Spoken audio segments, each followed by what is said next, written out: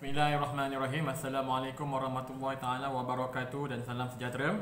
Okey, saya berdoakan semoga semua pelajar pada tingkatan 4 adalah keadaan sihat dan sejahtera. So pada kelas yang lalu kita telah pun menghabiskan bab ke-6 iaitu bab sokongan, pergerakan dan juga pertumbuhan. Okey, di mana kita telah pun melihat secara generalnya berkenaan dengan sistem sokongan, pertumbuhan dan juga kestabilan dalam tumbuhan. Okay, kita pun melihat tentang sistem sokongan pada tumbuhan darat, sistem sokongan pada tumbuhan akuatik. Dan kita juga telah belajar berkenaan bagaimana hendak menentukan usia sesuatu tumbuhan berkayu dengan mengira dia punya gegelangnya pada keratan rentas batangnya. Di mana satu gegelang bersama dengan satu tahun. Okey. So pada hari ini kita akan masuk pada bab baru iaitu bab yang ke-7. Yang kita akan membicarakan berkenaan dengan koordinasi badan. Okey. So bila kita katakan berkenaan dengan koordinasi badan, okey. So bila kita kata koordinasi badan, dia bererti bagaimana badan kita ini dia bertindak balas dengan rangsangan di luar. Okey. So sistem koordinasi ataupun koordinasi badan ini adalah satu sistem khas, okey, yang di mana apabila kita punya panca indera kita, okey, menerima rangsangan daripada luar, maka tubuh kita akan bertindak balas terhadap rangsangan tersebut untuk menghasilkan sesuatu tindak balas ataupun gerak balas, yang sesuai dengan rangsangan yang diterima. Contohnya bila kita tengok depan kita ada satu ancaman, mungkin ada ular ke, mungkin ada buaya ke. So mata kita menerima ataupun melihat ancaman tersebut. So mata kita membawa image objek tersebut kepada otak kita. Otak kita menaksikan bahawa itu ialah seekor ular. Dan kita sedia maklum, otak kita memang ada satu memori yang mengatakan bahawa ular ini haiwan yang berbisa, haiwan yang beracun, haiwan yang berbahaya, yang perlu kita jauhi. So otak kita dia dah menakutkan apa yang perlu kita buat. Otak kita akan terus menghantar signal kepada organ-organ tertentu untuk menghasilkan tindak balas ataupun gerak balas yang bersesuaian, iaitu dengan cara melarikan diri daripada rangsangan tersebut. Sama juga hari ini, contohnya saya hari ini ada beli daripada kawan saya, durian krep. Durian krep. So orang mata saya melihat durian krep ni, warna kuning. So mata kita akan bagi signal, apa yang saya pandang ialah durian krep. So inilah rangsangan luar. So apa yang berlaku bila saya nampak benda ni, otak saya menakutkan durian krep sedapnya. So apakah tindakan saya? Of course otak akan terus menaksikan ataupun akan terus memberikan satu signal, durian krep ini wajib dimakan. So kita akan buka dan kita akan makan. So itulah gerak balas yang bersesuaian. So ini dipanggil sebagai koordinasi badan. So sistem koordinasi badan ini dia akan melibatkan sama ada satu ataupun lebih daripada satu sistem yang akan bekerjasama untuk menghasilkan sesuatu tindak balas hasil daripada rangsangan yang diterima. Selalunya dua sistem yang akan bertindak balas dengan sistem koordinasi badan kita ialah sistem saraf dan juga sistem yang dipanggil sebagai sistem endokrin. So sistem saraf kamu dah belajar masa kamu form 3 tahun lepas. Kita ada saraf sistem saraf pusat, sistem saraf periferi, kita ada saraf tunjang, kita ada otak, kita ada saraf-saraf yang lain, saraf kranium. So kamu dah belajar tahun lepas berkenaan dengan sistem saraf yang merupakan salah satu komponen yang terlibat dalam koordinasi badan manusia. So pada tahun ini kamu akan belajar berkenaan dengan satu lagi sistem, iaitu sistem endokrin. Yang sangat-sangat penting, yang memang terlibat dalam menghasilkan rangsangan ataupun menghasilkan koordinasi badan kita terhadap sesuatu rangsangan yang diterima. So apa yang kita faham tentang sistem endokrin? So bila kita sebut perkataan endokrin, dia bererti endo ni dalam. So endo ini adalah dalam, manakala krin ini melibatkan satu rembesan bahan kimia. So sistem endokrin melibatkan beberapa kelenjar. Beberapa kelenjar yang dipanggil sebagai kelenjar endokrin. So untuk makluman tambahan kamu, maaf, kita ada dua jenis kelenjar. Kelenjar endokrin yang kita akan belajar hari ini dan juga kelenjar exokrin, EKSO, exokrin. Okay. So kelenjar exokrin contohnya seperti kelenjar ilio kita yang terdapat di pipi kita ini, itulah contoh kelenjar exokrin. Okay. So apa beza antara kelenjar endokrin dan juga kelenjar exokrin? Ialah yang pertama ialah kelenjar endokrin adalah kelenjar tanpa duktus. Duktus ni macam saluran. Okay, daripada kelenjar itu dia akan rembeskan sejenis bahan kimia dan dia akan salurkan ke sistem peredaran darah. Okay, secara terus. So itu ialah kelenjar endokrin, kelenjar tanpa duktus. So dia tak perlukan sebarang duktus ataupun plumbing system untuk nak mengalirkan dia punya hasil rembesan dia terus masuk ke dalam sistem peredaran darah.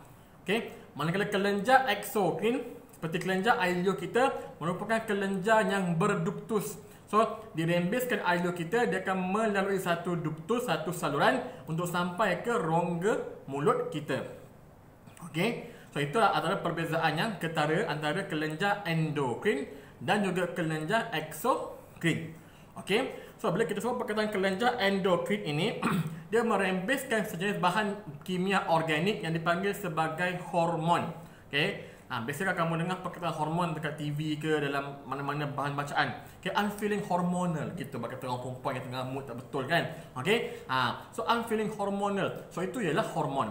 Okay, hormon ini sejenis bahan kimia organik yang hanya dirembeskan oleh kelenjar endokrin kita. Okay, dan selalunya hormon ini dia hanya dirembeskan dalam kuantiti yang kecil saja, sangat sedikit. Okay, so hormon ini dirembeskan oleh kelenjar endokrin dalam kuantiti yang sangat sedikit, okay, sangat kecil, okay, tetapi kesannya sangat lama. Okay, so rembesan kelenjar endokrin ini dia adalah sedikit, hormon ini dirembeskan sedikit, tetapi kesan yang dihasilkan berpanjangan ataupun akan apa dia panggil macam long term. Okay, so dia punya kesan adalah lama. Dan kelenjar dan hormon ini juga adalah sejenis protein. Okey. So dia akan menghasilkan kesan yang lama, namun demikian gerak balas adalah perlahan, bukannya cepat. Okey, macam sistem saraf, the moment dia menghasilkan impuls, dia akan terus menghasilkan gerak balas. Okey, instant. Alright. Tetapi untuk hormon ini dia punya kesan panjang. Tetapi gerak balas yang dihasilkan adalah perlahan. Berarti bila hormon ini dirembeskan dalam sistem darah kita, okay, gerak balas yang dihasilkan, okay, adalah perlahan. Okay, sudah mengambil masa sedikit jika dibandingkan dengan sistem saraf yang di mana gerak balasnya adalah cepat dan pantas. Okay, instantaneous. Tapi untuk hormon, bila dirembeskan daripada kelenjar endokrin terus masuk ke dalam sistem peredaran darah kita, okay, sampai kepada organ sasaran, so gerak balas yang dihasilkan oleh organ tersebut adalah sedikit perlahan. So dia mengambil masa sedikit, okay, jika dibandingkan dengan impuls yang dihasilkan oleh sistem saraf. Namun demikian, walaupun gerak balas yang diambil adalah perlahan, tetapi kesannya adalah lama. Okay, itu adalah kelebihan hormon. Okay, dan so kita tengok, okay, apakah contoh-contoh kelenjar endokrin yang ada dalam badan kita sekarang? Okey, yang pertama yang ada di otak. Okey, kalau saya buka cermin mata saya, di antara dua biji mata kamu ini, okey, di antara dua biji mata kamu ini, dalam sedikit lebih kurang dalam 5 cm ke belakang, ada satu kelenjar endokrin yang sangat penting yang dipanggil sebagai kelenjar pituitari. Okey, kelenjar pituitari. So, kelenjar pituitari ini juga lebih dikenali sebagai kelenjar master gland atau kelenjar master. Okey, kelenjar utama. Sebab apa? Sebab kelenjar ini sangat-sangat penting. Okey, so juga dikenali sebagai kelenjar master atau kelenjar induk lah. Okey, so kelenjar ini terletak di bawah cerebrum otak kita. Di antara dua biji mata kita ini, kita boleh ke belakang dalam 5 cm, kamu akan jumpa kelenjar pituitari. Memang kecil. Saiznya hanya seperti saiz kacang hijau. Okey, dia macam stalk gitu. Alright. So kelenjar pituitari ini dia adalah kelenjar induk di mana dia akan menghasilkan hormon yang akan mengawal kelenjar endokrin yang lain. Okey, So dia akan menghasilkan hormon untuk yang akan mengawal perembesan kelenjar endokrin yang lain. Contohnya, ada satu hormon yang dipanggil sebagai TSH, Thyroid Stimulating Hormone, TSH. So hormon ini adalah hormon yang dihasilkan oleh kelenjar pituitari. So Thyroid Stimulating Hormone, hormon rangsangan thyroid. So TSH ini adalah hormon yang dihasilkan oleh kelenjar pituitari untuk menghasilkan perembesan hormon di kelenjar thyroid kita yang ada di tekak kita ini. So TSH daripada kelenjar pituitari akan pergi kepada kelenjar thyroid kita ini untuk menghasilkan hormon tiroksina. So itu dipanggil sebagai kelenjar induk. Selain daripada itu ada dua hormon. Ada satu hormon penting juga yang dihasilkan oleh kelenjar pituitari yang dipanggil sebagai hormon pertumbuhan. GH, growth hormone. Hormon pertumbuhan sangat penting. Hormon ini memang akan dirembeskan dalam kuantiti yang sedikit tetapi dalam tempoh yang panjang. So kesan yang diambil memang lama dan gerak balasan memang perlahan, tetapi lama kelamaan kita akan nampak result dia. So hormon pertumbuhan ini akan dirembeskan oleh kelenjar pituitari bermula daripada peringkat bayi kamu sehinggalah kamu telah mencapai peringkat dewasa. So hormon ini dia akan merangsang pertumbuhan kamu daripada kamu yang rendah, kamu akan menjadi lebih tinggi. So bila kamu meningkat usia daripada bayi sampailah kepada remaja, sampai kepada dewasa, kamu akan dapati kamu akan mula meninggi. So ini semua disebabkan oleh rangsangan daripada hormon pertumbuhan yang dirembeskan oleh kelenjar pituitari. So jika hormon ini tidak dihasilkan dengan baik, maka kamu akan mengalami satu sindrom dipanggil sebagai dwarfism, kekerdilan. Kamu akan jadi rendah. Sebab apa? Kurangnya hormon pertumbuhan. Jika terlebih hormon pertumbuhan pula, kamu akan mengalami satu sindrom yang dipanggil sebagai sindrom kegergasian, gigantism. Di mana kamu akan menjadi lebih tinggi daripada normal dan lebih besar daripada normal, ataupun nama saintifiknya acromegaly. So ada kes-kes yang telah pun didokumentasikan tentang dwarfism dan juga kegergasian. So ini ialah kelenjar pituitari. Yang kedua, ke bawah sikit dekat tekak kita ini, kita ada satu kelenjar dipanggil sebagai kelenjar thyroid. So kelenjar thyroid terletak pada tekak kamu ini betul-betul di hadapan kita punya trakea. So kamu boleh rasa trakea kamu kan, kamu boleh rasa macam mana, macam kamu punya macam lelaki panggil Adam's apple lah.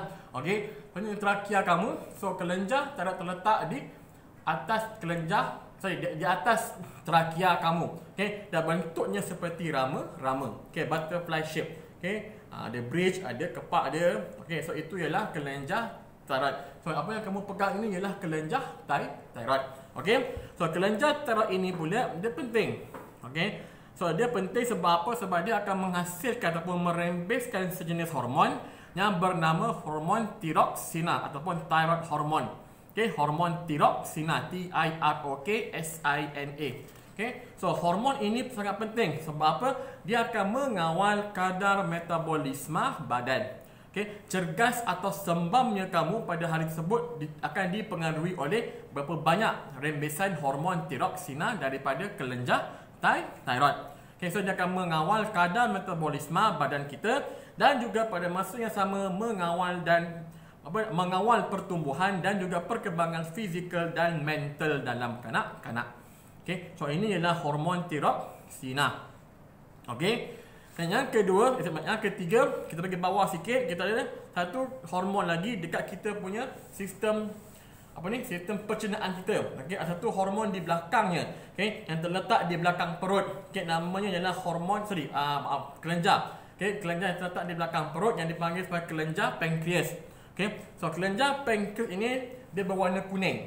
Macam ada lemak-lemak lobul gitu. Alright. So kelenjar pankreas ini terletak di belakang perut dan dia akan merembeskan dua hormon utama. Yang pertama, dia akan merembeskan hormon insulin. Yang kedua, hormon glukagon, glukagon. Insulin dan glukagon. So hormon-hormon ini sangat penting dalam mengawal kadar gula dalam darah. Okey, di mana hormon insulin akan dirembeskan oleh kelenjar pankreas bila gula dalam darah meningkat. Okey, sebab hormon insulin berfungsi untuk mengurangkan kadar gula dalam darah. Okey, so dia akan membantu penyerapan gula ke dalam sel-sel badan. Itu fungsi hormon insulin. Manakala hormon glukagon adalah reverse kepada hormon insulin, di mana hormon glukagon berfungsi untuk meningkatkan kadar gula dalam darah dengan cara menukarkan glycogen di dalam hati kepada glukosa. Okey, so ini adalah dua hormon yang dirembeskan oleh kelenjar pankreas. Tapi untuk kamu paling penting ialah insulin. Sebab hormon ini sangat banyak digunakan sekarang untuk merawat penyakit kencing manis. Okey, yang hormon insulin.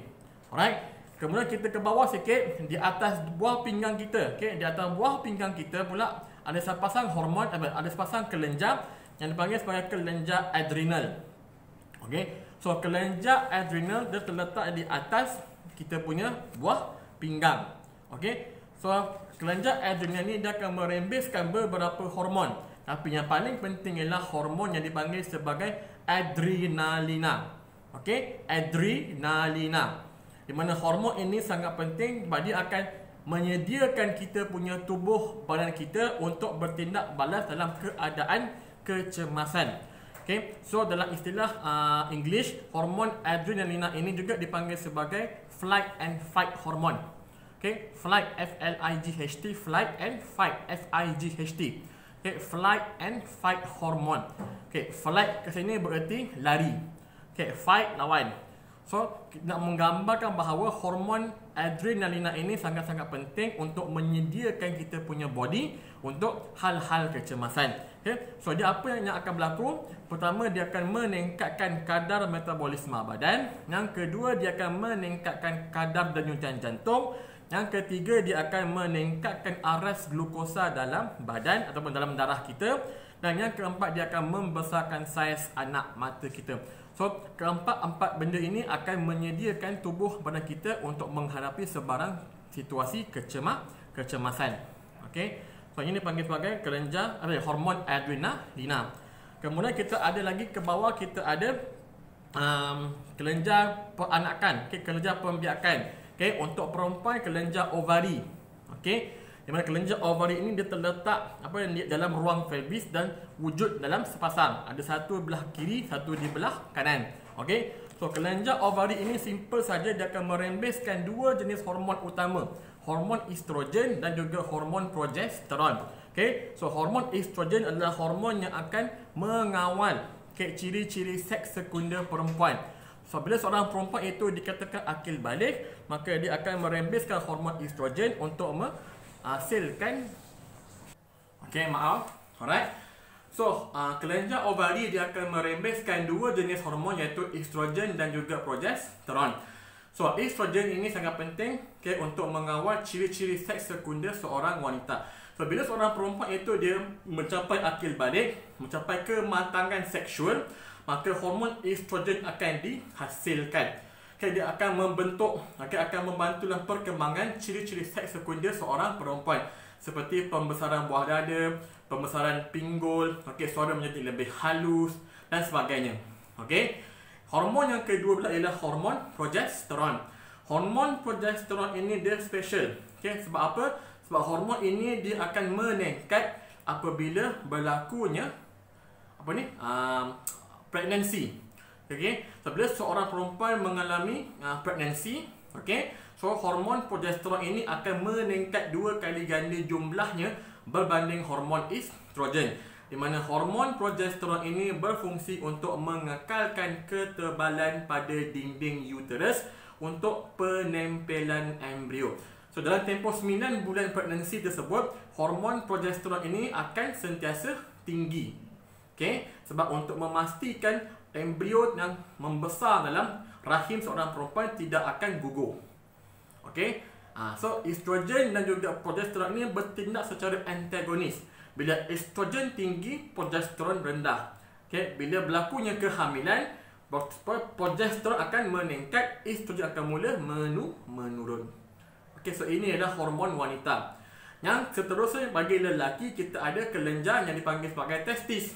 Okey, so kelenjar testis terletak di mana? Di dalam satu kantul atau satu karung dipanggil sebagai skrotum. Okey, so dan kelenjar ini berada di luar badan manusia lah. Okey, semua kelenjar seperti pada kelenjar pituitari sampai kepada ovari, semuanya berada dalam badan kita. Tapi untuk lelaki, kelenjar testis dia special case, dia berada di luar badan dan akan dilindungi oleh skrotum. Alright. So kelenjar testis hanya akan merembeskan satu sahaja hormon, iaitu hormon testosteron. Okey. So hormon testosteron ini adalah hormon yang mengawal perkembangan ciri-ciri seks sekunder seorang lelaki. So bila seorang lelaki mencapai akil balik, maka hormon ini akan mula dirembeskan oleh testis. Jadi dia akan mengawal ataupun akan membantu dalam perkembangan ciri-ciri seks sekunder seorang lelaki, seperti suara makin garau, berlakunya pertumbuhan bulu pada muka dan juga bawah ketiak dan juga di pubis. Dan apa yang kita tengok, zakar akan mula membesar. Okey. So apa lagi, suara makin garau dan sebagainya. So apa sahaja ciri-ciri seks sekunder lelaki, semuanya akan dikawal ataupun dihasilkan oleh hormon testosteron. Dan selain daripada itu juga, hormon ini akan mula menghasilkan ataupun merangsang penghasilan sperma. The same thing macam tadi ovari, okey, hormon estrogen juga akan merangsang penghasilan ovum. Okey. So ini ialah hormon-hormon dan juga kelenjar endokrin yang berkaitan dengannya. Daripada atas kita ada kelenjar pituitari yang akan menghasilkan hormon-hormon lain yang akan mengawal perembesan hormon pada kelenjar endokrin yang lain. Okey. So tapi yang utama ialah kelenjar atau bahasa dia ialah hormon hormon pertumbuhan, GH growth hormone. Dan satu lagi saya lupa mention ialah ADH. Okey, iaitu hormon antidiuresis, ADH. Mana hormon ADH ini sangat penting untuk mengawal kuantiti air yang diserap semula oleh buah pinggang kita. Okey, ini hormon ADH, antidiuresis hormon antidiuresis. Okay, dia anti-diuresis. Diuresis berarti keluar air, anti dia menghalang. So dia akan mengawal kuantiti air yang diserap semula oleh buah pinggang. Okay, so kelenjar pituitari ada banyak hormon dihasilkan, tapi yang utama ialah hormon ADH dan juga hormon pertumbuhan.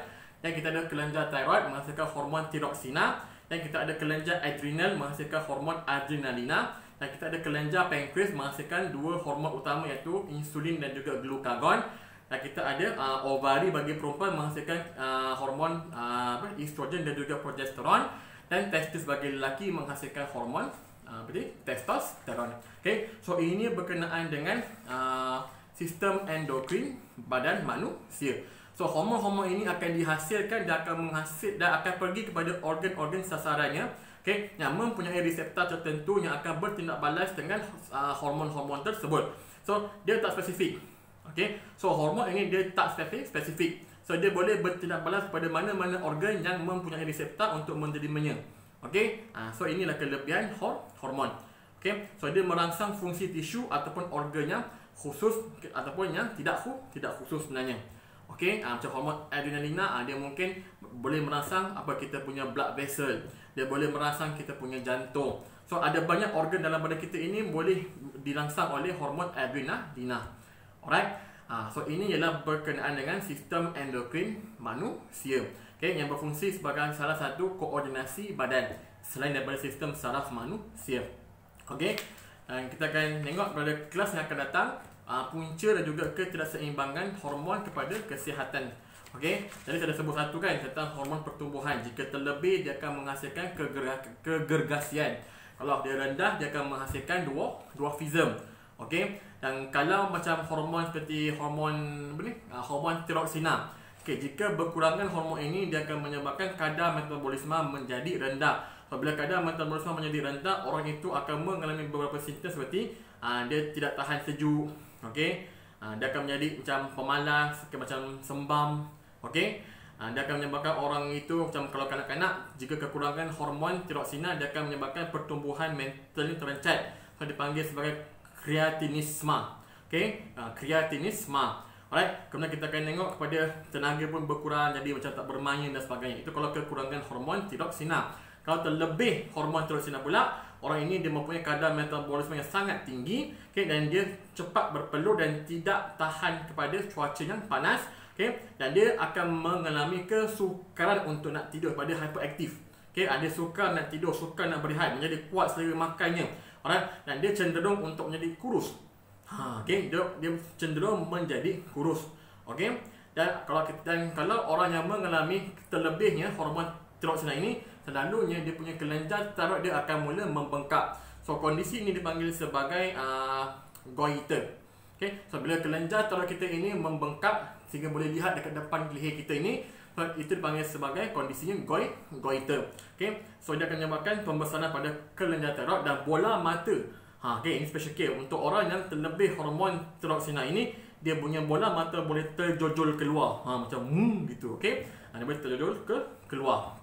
Okay, so itu hormon tiroksina. Kalau hormon insulin dan glukagon, insulin kurang, gula bertambah. Okay, glukagon kurang, gula bertambah, gula berkurang.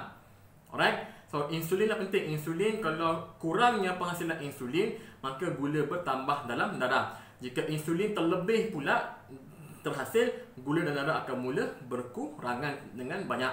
Okay, so jika kekurangan hormon insulin, jika kurang hormon insulin, kita akan mengalami satu penyakit dipanggil sebagai kencing manis ataupun diabetes mellitus. Okay, so gula dalam darah akan mula meningkat. Okay, so insulin penting sebab dia akan memaksa sel-sel ini untuk menyerap gula. Okay, jika tiada insulin, sel ini tidak boleh menyerap gula, maka gula akan berkumpul dalam darah, menyebabkan satu kondisi dipanggil sebagai hyperglycemia, terlebih gula dalam darah. Okay, kalau hormon insulin ini terlebih pula terhasil, okay, melampau terlebih hasil, dia banyak pula hasil pula, so dia akan menyebabkan gula ini dalam darah akan berkurangan. Okay, sangat kurang dipanggil sebagai hypoglycemia pula. So bila gula dalam darah berkurangan, kita akan mengalami simptom seperti berpeluh, kita akan mengalami macam masalah, kita rasa macam pening, okay, menggigil badan, kan, dan kita punya jantung akan berdegup kencang. Okay, itu adalah simptom bagi hypoglycemia, kekurangan gula yang disebabkan oleh terlebihnya penghasilan hormon insulin dalam darah. Okay, so nak kena pastikan gula kita ni dalam darah kita ni sentiasa cantik, normal, tak lebih dan tak kurang. Okay, so itulah fungsi hormon insulin dan juga glukagon kawan dia. Kalau gula kurang, insulin akan stop dirembeskan, dia akan menghasilkan hormon glukagon.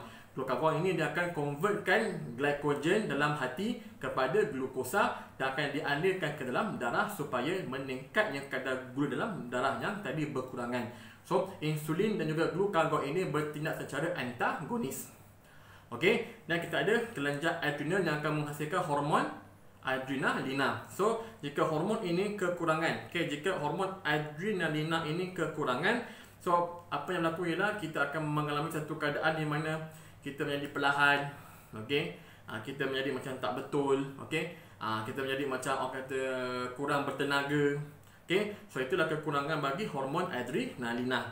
Alright, dan kalau lah kita tengok kepada contohnya hormon perempuan, okay, hormon seperti estrogen, kekurangannya estrogen, okay, dia akan menyebabkan perkembangan ciri-ciri seks perempuan itu tak begitu baik. Okay, teman-teman terjejas. Jika terlebih pula estrogen, dia akan menyebabkan sifat keperempuanan pula pada lelaki. Boleh. Pada lelaki pun dia ada penghasilan hormon estrogen, tapi tak begitu banyak. So jika terlebihnya estrogen dalam darah, terutamanya bagi lelaki, maka dia akan menunjukkan sifat-sifat keperempuanan dalam seorang lelaki, di mana bulunya akan gugur, kulitnya licin, okay, akan berlaku, okay, dalam penyakit-penyakit tertentu sahaja. Alright, kalau kita kekurangan hormon progesteron, okay, apa yang berlaku ialah bila kurangnya hormon progesteron akan menyebabkan masalah head, sakit kepala, sembelit, dan juga yang paling penting adalah keguguran kandungan jika mengandung. Okay, so hormon progesteron mengekalkan kandungan, mengekalkan kehamilan. So sangat penting untuk seorang perempuan, wajib ada hormon progesteron yang cukup. Okay, so jika banyak kali gugur, berarti something wrong dengan kita, sama ada structural problem, mungkin dalam rahim tu ada masalah, ataupun kekurangan hormon progesteron yang dihasilkan oleh ovari ketika berlakunya kehamilan. Okay, so kalau macam lelaki pula, kurangnya hormon testosteron, okay, so akan lambat akil balik dan bilangan sperma akan jadi rendah, mandul. Okay, Kalau hormon testosteron terlebih pula, okay, kalau wanita pun ada satu hormon dipanggil androgen. Hormon itu hampir sama dengan hormon testosteron. Jika terlebih dalam perempuan, maka dia akan menyebabkan sifat kelakian pada perempuan. Ada bulu banyak dan sebagainya. Okay? So ini ialah antara macam terlebih ataupun terkurangnya hormon-hormon tertentu kepada kesannya kepada kita manusia. Okay? So kita akan bincangkan lagi benda ni dalam kelas akan datang. Okay? So saya harap minggu ni kamu dapat baca balik, okay, tentang topik koordinasi badan ini, terutama ialah sistem endokrin. Okay, so untuk next class kita akan sambung bab yang sama. Kita akan pergi kepada gangguan kepada koordinasi badan dan seterusnya. Okay, sekian, terima kasih. Assalamualaikum warahmatullahi wabarakatuh.